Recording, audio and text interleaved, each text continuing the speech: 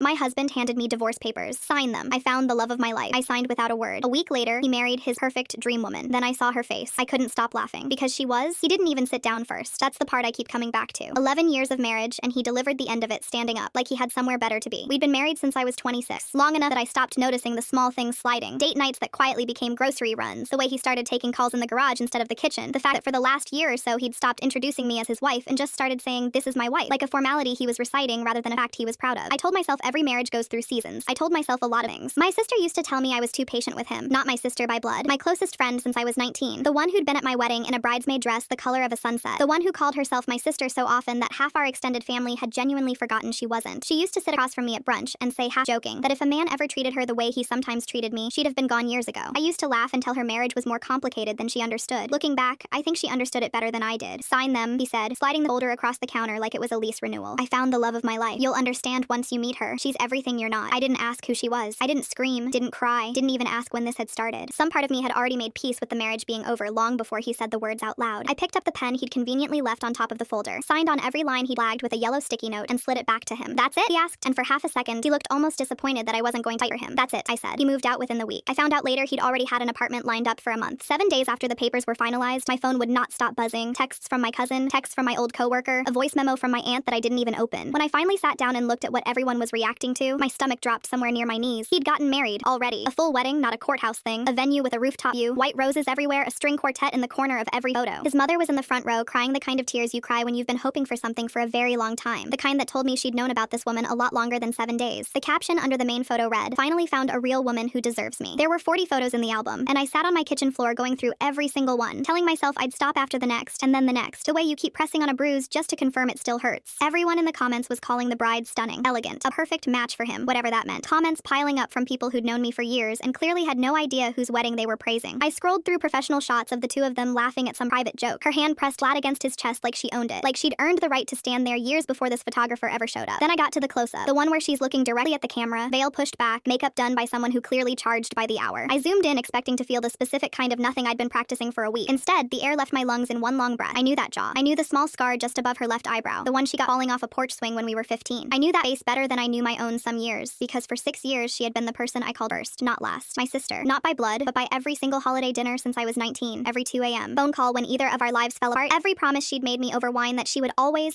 have my back no matter what happened between us. I didn't cry.